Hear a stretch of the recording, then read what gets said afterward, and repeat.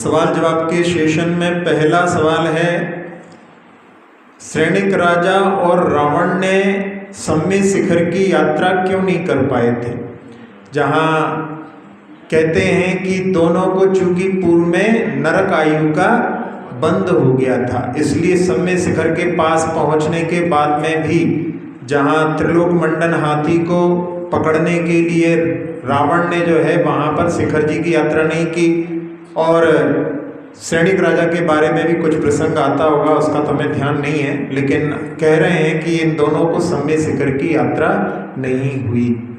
जहाँ प्रसंगों में देखते हैं तो एक व्यक्ति जब मधुवन पहुंचता तो स्वस्थ रहता, लेकिन अगले दिन सुबह वंदना करना है, जैसे ही वो जो है विचार करता बोलता और उसकी तबीयत बिगड़ जाती।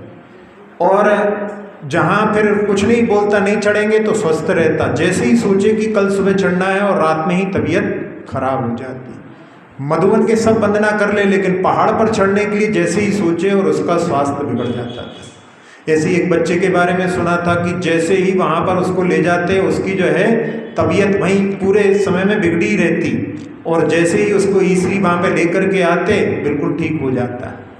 एक प्रसंग में जहाँ बड़े पंडित जी जगनमोहन लाल जी ने कि एक व्यक्ति को वो स्वयं लेकर के गए थे, और वो जो है जहाँ पर्वत पर चढ़ने लगा तो उसको दिखना बंद हो गया। तो पंडित जी के कंधे पर हाथ रख करके उसने पूरी वंदना की, लेकिन उसको कुछ दिखाई नहीं दिया। जब लौट करके आए तो उसी स्थान पर उसकी आंखें पुनः खुल गईं और कहने लगा, अब भुनसारो होगा। बुंदेलखंडी में भुनसारा जो है सुबह के लिए बोलते हैं, तो वो वहाँ पर कहने लगा अब भुनसारा है ना सुबह हो गई, मतलब उसको पूरा जो है अंधकार में ही वो क्षेत्र में स्थान रहा। तो ऐसे जो है उदाहरणों के माध्यम से जिसकी खोटी आयु बन जाती है उसके लिए सम्य शिखर के दर्शन नहीं होते। अगला सवाल है, बाल काटने, नाखून काटने, शेविंग आदि के विषय में कुछ सूतक पातक के बारे में वर्णन आता है, सुनने में आता है, देखा तो नहीं है। कई जगह पर जो है 3 घंटे का जो है बोलते हैं कि उसका जो है सूतक पालन करते हैं, और जहाँ जो नाखून काटने का है वो अंतर मुहूर्त तक जो है उसका पालन करते हैं ऐसा, लेकिन देखने में नहीं आया। इसको जो है कहीं पर जो है कहीं किसी के लिए कोई मिले तो उसको जो है बतला सकता है। अगला सवाल है, क्या 8 कर्म का उदय हमेशा होता है। हाँ, 8 कर्मों का उदय हमेशा होता है। बंधन की अपेक्षा से 7 कर्म एक समय में बनते हैं। जिस समय में आयु कर्म भी बनता है उस समय में 8 कर्म बनते हैं, लेकिन 8 कर्मों का उदय रहता है। आप स्वयं देखो, ज्ञानावरणी कर्म का अपना उदय है, इसलिए अपने लिए पूर्ण ज्ञान नहीं है। दर्शनावरणी का भी उदय है, इसलिए अपने को पूर्ण दर्शन नहीं है। मोहिनी कर्म में जहाँ चारित्र मोहिनी कर्म का, दर्शन मोहिनी का अपन बल यहाँ पर छेप से वगैरह मान लो तो चारित्र मोहिनी कर्म का उदय माने पड़ेगा। फिर वेदनी के माध्यम से सुख दुख का संवेदन सबको होता है, जहाँ नाम कर्म के माध्यम से शरीर की रचना हुई है, गोत्र कर्म से उच्च गोत्र आदि में उत्पन्न होना, और जिस कौन सा रह गया आयु कर्म, तो अपनी आत्मा इस शरीर में टिकी हुई है, इसके माध्यम से आयु कर्म का भी वहाँ पर जो है निर्धारण होता है। और अंतराय में दान, लाभ, भोग, उपभोग, वीर, इनमें जो है पूर्णता जो है किसी को, यानी जहाँ पर इनके माध्यम से पूर्ण शक्ति आदि किसी के पास अभी प्राप्त नहीं है तो इनका भी उदय चल रहा है। तो 8 कर्मों का उदय जो है हमेशा होता है, बंधन की अपेक्षा से जरूर 7 और 8 का कभी कभी होता है।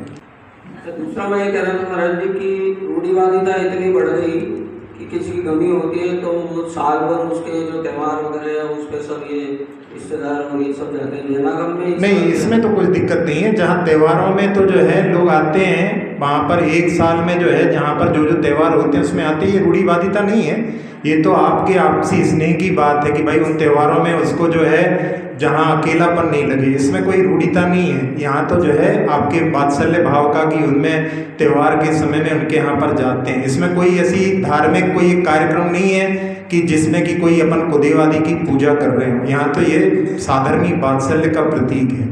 हाँ, ये कुछ रूढ़ियाँ रहती हैं, जैसे कि जिसके यहाँ पर दिवाली के दिन यदि किसी का निधन हो गया है तो फिर वो दिवाली नहीं मनाते जब तक कि उनके यहाँ पर कोई संतान आदि उत्पन्न नहीं होती। तो ये जरूर जो है सही नहीं है, क्योंकि इसमें जो है जिसको मरण यदि दिवाली के दिन हुआ है उसको जो भगवान महावीर के निर्वाण वाला जो है यानी समय मिला है, तो काल मंगल में उसकी जो है देह छूटी है तो अच्छी बात होनी चाहिए उसके हिसाब से, लेकिन लोग उसको जो है कि अब हमारे लिए सूतक पातक लग गया है इसलिए हम उसको जो है मानेंगे नहीं। तो ये जो है रूढ़िता के अंतर्गत आता है, लेकिन जो त्यौहार आदि में जाते हैं उसको जो है रूढ़ी के अंतर्गत नहीं लिया जाता है। अगला सवाल है, बोली यदि पढ़ाते हैं तो क्या इसमें हमें पाप लगेगा?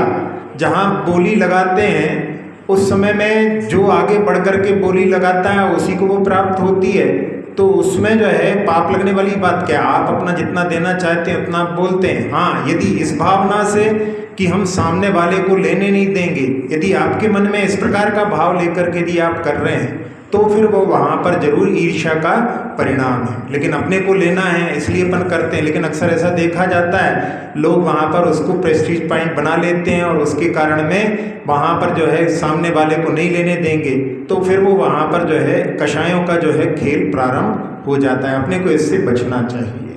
अगला सवाल है, जहाँ मंदिरों में अखंड ज्योति जलाई जाती है वहाँ पर शुद्ध घी का प्रयोग कैसे संभव है? जहाँ पर जो है अखंड ज्योति आदि जलाते हैं, पर उसकी बात तो छोड़ो, जहाँ पर कई मंदिरों में जो भक्तामर आदि के लिए भी जो है लोग प्रयोग करते हैं उसमें भी शुद्ध घी का प्रयोग सब जगह होता हो कोई भरोसा नहीं। हमने अपनी आंखों से देखा है वहाँ पर जो है बाजार का जो है घी पैकेट का ला करके प्रयोग कर रहे हैं, सही शुद्ध घी नहीं है उसका यदि प्रयोग कर रहे हैं, उसकी तुलना में आप यदि कुछ नारियल आदि का तेल अपने घर में निकाल करके यदि शुद्ध उसका प्रयोग करो तो वो ज़्यादा श्रेयस्कर है। उसके माध्यम से जहाँ पर जिसमें कि जो शुद्ध नहीं है उसका यदि आप प्रयोग कर रहे हो तो वहाँ पर जो है वो भगवान की आराधना जो है समीचीन नहीं मानी जाएगी। महाराज, आजकल वास्तु का बहुत ज़्यादा चलन है। वास्तु के कारण मकानों को तोड़वाना और कई जगह मंदिरों में भी वास्तु का काम चल रहा है, तो ये कहाँ तक उचित है? क्या धर्म का इससे पर कोई इफेक्ट होता है? वैसे जो है वास्तु का प्रभाव तो होता है, लेकिन पहले अपन कोई चीज़ का निर्माण करते हैं उसमें आप पूर्व में ही देख करके अच्छी सारी व्यवस्थाओं को बनाएं। एक बार कोई चीज़ को निर्माण कर लो फिर उसमें तोड़फोड़ करते रहो, ये जो है उचित नहीं। पहले एक मास्टर प्लान बनाना चाहिए, उसके अनुसार जो है कोई कार्य करना चाहिए। लेकिन अक्सर ऐसा होता है काम प्रारंभ कर देते हैं, बाद में फिर परिवर्तन करते रहते हैं, तो उसके कारण में बहुत सारा पैसा जो दान का है वो इन चीज़ों में बर्बाद हो जाता है। तो इसलिए हमने कहा कि पहले जो है सबसे, यानी वास्तु का भी प्रभाव होता है, तो उसके लिए अपन पहले से उसको जो है पूरे वास्तु के जो बिंदु हैं उन पर विचार करके मास्टर प्लान बना करके कार्य करना चाहिए। हाँ, वास्तु का प्रभाव तो होती। वास्तु में क्या है, जहाँ पर जो है भगवान का मुख है उत्तर में और पूर्व में होना चाहिए, ये जो है मतलब दिशाएं हैं जिनका वर्णन आगम में किया हुआ है, तो उनका प्रभाव जीवन में देखा जाता है। तो इसमें हमने एक पहले उदाहरण सुनाया था कि जहाँ पहले जो मंदिर अपना जैन मंदिर था, आजकल जो अन्य का चला गया है, बालाजी का जो मंदिर कहलाता है, वो नेमिनाथ भगवान की वहाँ पर प्रतिमा आज भी जो है दिगंबर रूप में, पीछे से अभी भी जो है नग्न रूप में वो प्रतिमा है। तो ऐसी जो है जहाँ उस स्थान पर जो भी कार्य हुआ है वहाँ पर पूर्ण वास्तु का ध्यान रखा गया। इसके कारण में वहाँ पर सबसे ज़्यादा जो है कहते हैं धन का आगमन होता है, दान आता है। और वहीं पास में एक नीचे एक मंदिर जो बनाया गया है वो पूर्ण वास्तु के विपरीत नियमों से बनाया है, यानी सब नियम उल्टे रखे गए हैं उसमें, और उसके कारण कहते हैं उसके पास में इतना भी पैसा नहीं आता कि दीवारों की पुताई तक हो सके। तो ये जो है वास्तु के दोनों चीज़ों को दिखलाने के लिए वहाँ पर बतलाया गया है।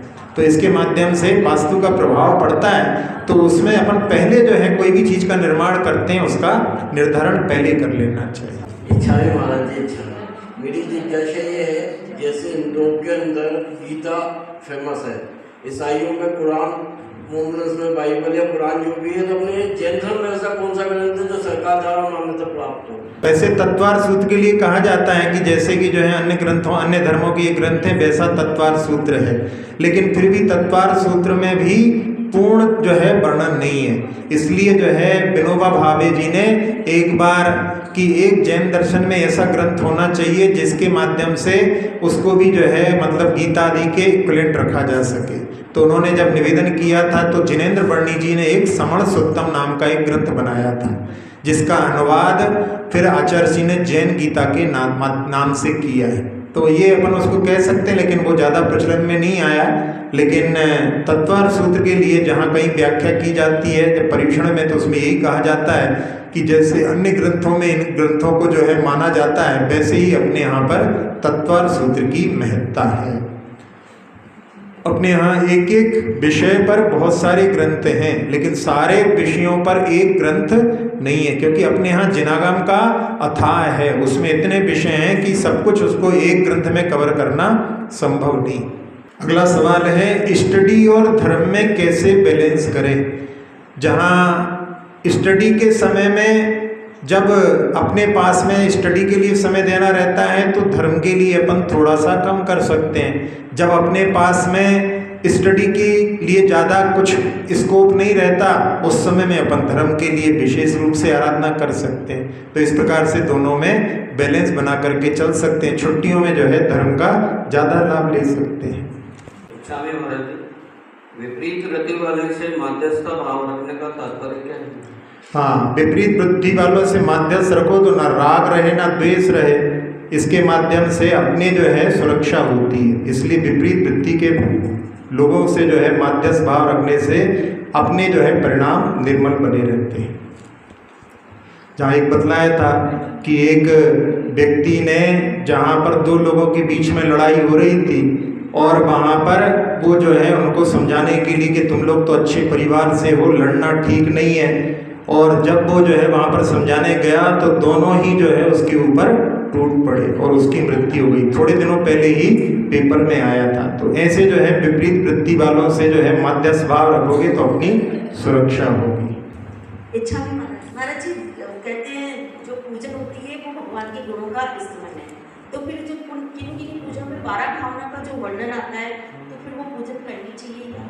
हाँ, पहले एक बार बताया था हमने कि जो केवल रवि किरणों की जो पूजन है उसके बारे में एक बार जो है इंदौर के जो उदासीन आश्रम के अधिष्ठाता हैं अनिल भैया, उन्होंने बतलाया था कि एक पंडित जी की वो रचना है, लेकिन बाद में जो है उन्होंने एक बार छपवाई थी किसी पत्रिका में, और वहाँ पर वो पूजा जो थी उसमें जयमाला जो है अलग थी और 12 भावनाएं अलग छपी थी। लेकिन बाद में उन्होंने किसी दूसरे व्यक्ति ने जो है, जहाँ कोटा जी के कोई युगल जी के नाम से चलती है, तो उन्होंने उसी पूजा को जो है जयमाला के पहले 12 भावनाएं रख दी और बाद में वो छपते छपते उन्हीं के नाम से छपने लगी और लोग जो है उसको ऐसे ही समझने लगे। जबकि वो पंडित जी जो थे मंडला के थे, इंदौर आश्रम में रहते थे, तो उनके माध्यम से 12 भावनाएं जो हैं अलग थीं और पूजा में जयमाला, जहाँ पर देवसास गुरु का स्तवन प्रारंभ होता है, वो वहाँ से जो है वो जयमाला के अंतर्गत है। तो 12 भावनाओं का चिंतन अलग से करना ठीक है, भगवान के सामने जो है 12 भावनाओं का चिंतन समीचीन नहीं माना जाता है। यानी आप ध्यान में करो, आप जहाँ पर बैठे हो वहाँ पर 12 भावनाओं को पढ़ो, लेकिन भगवान को जो है 12 भावनाओं के माध्यम से तो उन्होंने अपना कल्याण कर लिया। उनके गुणों का जो है गुणानुवाद करना वो जो है पूजा की जयमाला में अक्सर होता है। लेकिन एकांत से ऐसा नहीं है। जहाँ आदिनाथ भगवान की जयमाला अपन देखते हैं तो उसमें संसार के दुखों का भी वर्णन है और दुखों का वर्णन करके कि हे भगवान हमारी इन दुखों से हमें बचाओ, तो इस प्रकार की प्रार्थना वहाँ पर की गई है। तो मुख्यतः से तो जो है भगवान से प्रार्थना ही जो है जहाँ जयमाला में मुख्य होता है। अच्छा, मेरी जनरेशन के जो बच्चे हैं या मेरे जो लोग एज के जो बच्चे हैं आजकल ऐसा बोलते हैं कि हमारा अटेंशन स्पैन दिन पे दिन कम होते जा रहा है, फोकस कम हो रहा है और बहुत सारे डिस्ट्रैक्शंस हैं, फ़ोन है, दोस्त है, ये है वो। तो इसको कम मतलब फोकस कैसे बढ़ाना चाहिए और इन सबको कैसे कम करना चाहिए? हाँ, उसके लिए अपने लिए इनके ऊपर जो है डिपेंडेंसी कम रखनी चाहिए। जहाँ अपन इनके ऊपर बहुत ज़्यादा डिपेंड हो जाते हैं उसके माध्यम से अपन अपने मन का जो है सही प्रयोग नहीं कर रहे हैं। पहले के समय में जो है बहुत सारे कार्य अपन अपने मन के माध्यम से ही कर लेते थे, लेकिन आजकल ऐसा हो गया है छोटी छोटी बात पर अपन जो है गूगल गुरु की शरण में जाते रहते हैं। तो अपने लिए एक लिमिटेशंस बना करके रखना चाहिए कि अपने को इतने समय में जहाँ अपन कुछ स्टडी पर फोकस कर रहे हैं उस समय में अपन इसका प्रयोग नहीं करेंगे। जब कुछ सॉल्यूशन नहीं मिलेगा तब उसके बाद में अपन जाएंगे, पहले अपन स्वयं पुरुषार्थ करेंगे। यदि इस प्रकार से यदि पुरुषार्थ करें, कार्य करें, तो अवश्य अपनी उसकी डिपेंडेंसी कम होगी। लेकिन आजकल जो है व्यक्ति बहुत क्विक आंसर चाहता है और उसके लिए जो है अपना जो है प्रयोग नहीं करके, माइंड का, ब्रेन का प्रयोग ना करके, और वो सीधा जो है उसकी शरण में चला जाता है। जब आजकल एआई का जो है चल रहा है, उसके माध्यम से सब कुछ चीज़ें उपलब्ध हो जाती हैं, तो छोटे छोटे बच्चे भी जो हैं आजकल उसके माध्यम से रिपोर्ट आदि बनाने लगे हैं। तो उसके माध्यम से अपनी जो क्रिएटिविटी थी वो जो है पूरी तरह से नष्ट होती जा रही है। आगे के समय में जो है व्यक्ति जो है केवल उसमें उसको निकाल करके टिक कर देगा, उससे पूछेंगे कि लिखा क्या है, उसको भी वो एक्सप्लेन करने में समर्थ नहीं हो पाएगा। इसलिए अपने लिए उसकी कुछ सीमा बनाए, टाइम की सीमा बनाए कि अपने को कितनी समय उसका प्रयोग करना है। और कुछ एक्टिविटीज़ जहाँ पर जो आजकल मोबाइल पर ही खूब गेम्स खेलते रहते हैं, उसकी अपेक्षा जो है अपने लिए आउटडोर गेम खेलने का प्रयास करना चाहिए। और साथ साथ में पेरेंट्स को भी ध्यान रखना चाहिए, पेरेंट्स को भी जो है समय दें बच्चों के लिए। जहाँ पेरेंट्स भी जो है बच्चों के लिए समय नहीं देते, उसके कारण में बच्चे भी जो है वहाँ पर, पेरेंट्स भी जहाँ मोबाइल पर लगे हैं तो बच्चे भी, उनके लिए भी वही ऑप्शन हो जाता है कि वो भी उसी में लग जाते हैं। तो इसलिए जिम्मेदारी जो है दोनों तरफ से यदि अपन ध्यान रखें तो इसका जो है सॉल्यूशन निकल सकता है। तुमसा दाने क्या कोई हो, जग्गो देती जग्गी ने दिया, तेरा लुटाया करते हो शमशम के। हाँ, तुमसा दानी क्या कोई हो, जग को दे दी जग की निधियाँ। यानी जग की जितनी भी जो चीज़ें हैं वो जो है आपने सब जग को ही छोड़ दी, तो आपके समान दानी कौन होगा। जहाँ पूरा संसार जिनके पीछे भाग रहा है उसको आपने सब कुछ, जहाँ भगवान ने सब कुछ प्राप्त कर लिया था, बड़े बड़े चक्रवर्ती 6 खंड का अधिपति हो गए थे, फिर भी उन्होंने सब कुछ छोड़ दिया। तो वो कह रहे हैं कि आपके समान दानी कौन होगा जिसने सारी जग की निधियाँ सब जग को ही सुपुर्द कर दी। तो इसलिए भगवान के समान कोई दूसरा दानी नहीं है, ये भाव है। और उसके माध्यम से अपने लिए ये भी है कि अपने लिए जो निधियाँ भगवान ने छोड़ दी हैं, अपन उनसे, उनके पास जाकर के उन्हीं को मांगें तो ये कहाँ तक उचित है। इसलिए भगवान ने जिन गुणों को प्राप्त करने के लिए उन नदियों को छोड़ दिया है, अपन उन गुणों की प्रति जो है अपनी दृष्टि के हमें वो गुण प्राप्त हो। एक प्रसंग में जहाँ एक व्यक्ति एक गुरु की सेवा में बहुत दिनों तक लगा रहा, जब उसने कहा कि आपके पास में हमने सुना है कि पारस पथरिया है, पारस पत्थर है जिससे कि सोना बन जाता है, तो वो हमें दे दो। 12 साल सेवा की थी, उन्होंने कहा झोपड़ी के ऊपर रखा हुआ ले जाओ। तो बड़ा खुश होता है, जल्दी से लेकर के चला जाता है, लेकिन बाद में सोचता है इतना बहुमूल्य था फिर भी उन्होंने उसको बाहर रख रखा है, तो उन्होंने इससे कुछ ज़्यादा बड़ी चीज़ प्राप्त कर ली होगी जिसके कारण में उनकी नज़र में इसकी कोई कीमत नहीं है। तो फिर आकर के कहता है कि आपने ऐसा क्या प्राप्त किया है जो आपके लिए ये भी जो है निर्मूल्य हो गया।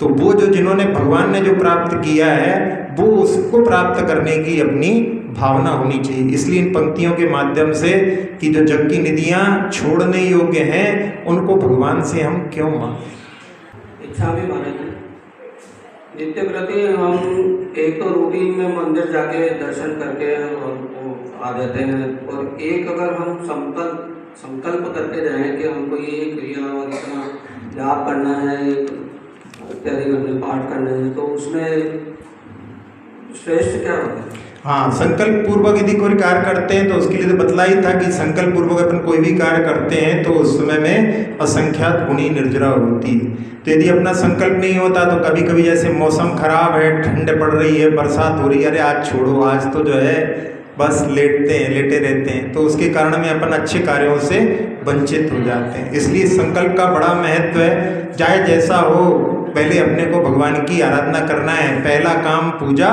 बाद में काम दूजा, तो उसका संकल्प का एक अलग महत्व है। तो अपने लिए जो है संकल्प करके ही सारे कार्य करना चाहिए। अगला सवाल है, अध्यात्म और आधुनिकता में संतुलन कैसे बनाएं। जहाँ अध्यात्म का जो क्षेत्र रहता है आप उसको भी अपना करके देखें ध्यान आदि के माध्यम से, और आधुनिकता का तो आजकल माहौल है, आप उसमें लगे हुए हैं, और आप जब दोनों के क्षेत्रों में जाकर के देखेंगे आपको स्वयं समझ में आएगा कि कहाँ पर आपको शांति की अनुभूति होती है, कहाँ पर जो है आकुलता है, कहाँ निराकुलता है। उसके माध्यम से आप दोनों को जब अपनाएंगे तो उसके माध्यम से आपको शांति और आनंद की जहाँ अनुभूति होगी उसके माध्यम से आप उसको जो है फॉलो करने लगेंगे। और जहाँ आधुनिकता को पूरी तरह भले नहीं छोड़ पाएँ लेकिन फिर भी जहाँ आध्यात्मिकता आपको जो है बार बार शांति प्राप्त करने के लिए प्रेरित करती रहेगी तो उसके माध्यम से आप दोनों में बैलेंस जो है स्वयं उसके माध्यम से बना सकते हैं। अच्छा भैया, मुझे खाने और धर्म के बीच का रिलेशन समझना था। मतलब बोलते हैं इसका त्याग कर दो, नहीं खाओ, ये करो, तो उससे धर्म का क्या रिलेशन है? हाँ, देखो कुछ चीज़ें ऐसी होती हैं कि जिनके खाने से अपने शरीर पर जो है विपरीत प्रभाव पड़ते हैं, तो वो जंक फूड आदि हैं, यदि आप उनको खाएंगे तो उसके माध्यम से आपकी स्टडी भी प्रभावित होगी, क्योंकि वो जंक फूड ऐसे होते हैं उनमें ऐसे जो है एलिमेंट्स मिलाए जाते हैं जिसके कारण में व्यक्ति को बार बार खाने की इच्छा होती है। तो जो आजकल जो पाउच की चीज़ें आती हैं उसको खाने वाले, हमने देखा एक लड़का जो है लगातार जो है एक एक पैकेट निकाल करके खाता रहा। हम देख करके सोच रहे थे कि ये जब व्यक्ति इतना खा रहा है इन पैकेट को, घर में क्या खाता होगा, कहाँ पेट में जगह नहीं बचेगी इतनी बाहर की चीज़ों में, और उनमें इतना टेस्ट रहता है। उसके माध्यम से अपने लिए जो अपने शरीर को डेवलप करने के लिए जो आवश्यकता है वो सब चीज़ें उससे नहीं मिलती। इसलिए अपने को इसके माध्यम से जो जंक फूड आती है उसके लिए यदि निषेध करते हैं तो वो एक दृष्टि आपके लिए स्वास्थ्य की हो गई।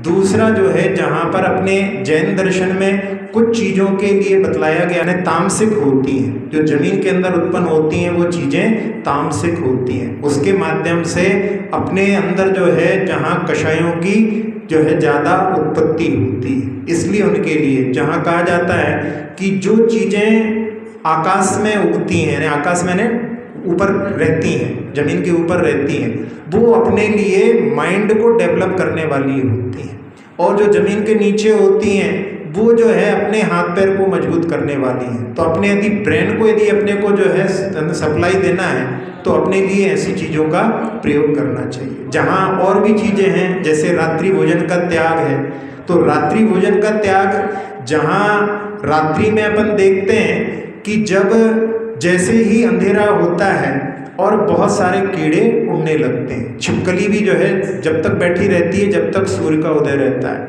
जैसे ही सूर्य अस्त होता है वो छिपकली भी बाहर आ जाती है। इसका मतलब है कि वो कीड़ों की उत्पत्ति होना प्रारंभ हो जाती है। तो उसमें क्या होता है, अपन जो कुछ भोजन यदि रात में खाएंगे वो भोजन जो है कीड़ों को भी पसंद है, तो वो उसके ऊपर बैठेंगे और वो इतने छोटे होते हैं कि वो अपने लिए दिखाई नहीं देंगे, तो उसके माध्यम से उनकी हिंसा होगी और अपने स्वास्थ्य के लिए भी प्रभाव पड़ेगा। क्योंकि अपनी जो बॉडी है वो एक फ्लावर जैसी है, जहाँ सूर्य का उदय रहता है तो उसके कारण में वो अपने ऑर्गन्स खुले रहते हैं, पाचन आदि क्रिया अच्छी होती है। लेकिन जब सूर्यास्त हो जाता है तो अपने ऑर्गन अच्छे से काम नहीं करते, तो रात में जो है अपने लिए भोजन यदि करेंगे तो वो अपने लिए शरीर के लिए ऊर्जा नहीं देगा बल्कि अपनी शरीर की ऊर्जा को लेकर के जाएगा। उसका यदि आप प्रयोग करें, जहाँ पर आयुर्वेद में ऐसा बतलाया जाता है यदि आपको हैवी भोजन करना है तो आप दोपहर 2 के पहले करें, उसके माध्यम से पूरा डाइजेस्ट हो जाएगा, रात्रि में आपको अच्छी नींद भी आएगी। आपने अक्सर अनुभव किया होगा यदि आपने रात में यदि हैवी डाइट ले ली तो उसके बाद में आपकी नींद जो है साउंड स्लीप नहीं आ सकती, अनुभव सब लोगों की बात है। तो इसके माध्यम से अपने लिए जिन चीज़ों के जहाँ से स्पेसिफिक आप यदि खुद बताएं तो उसके बारे में भी बता सकते हैं, लेकिन इनके माध्यम से अपना जो है जीवन अच्छा होता है। इसलिए क्या करना चाहिए क्या नहीं करना चाहिए, ये जो है धर्म अपने लिए अच्छा जीवन सिखाने की कला है।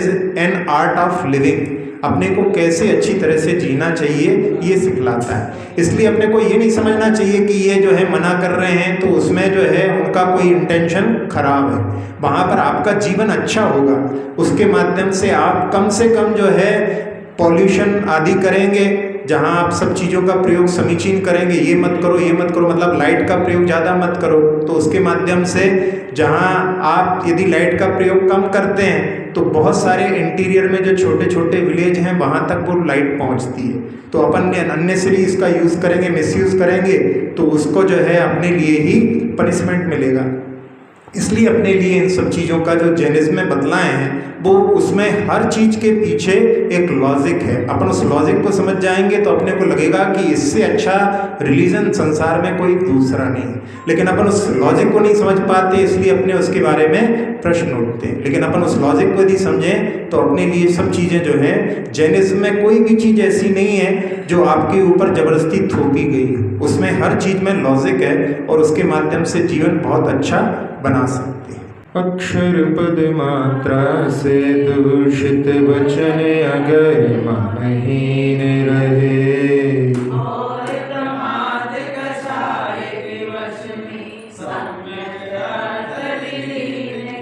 जिन वाणी माता मेरी उन सब त्रुटियों को क्षमा करें।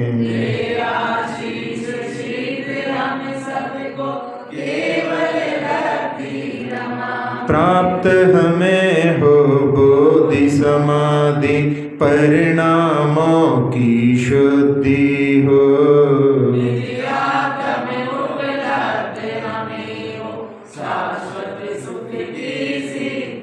चिंतित वस्तु दात्री माता चिंतामणि उपमा भाति।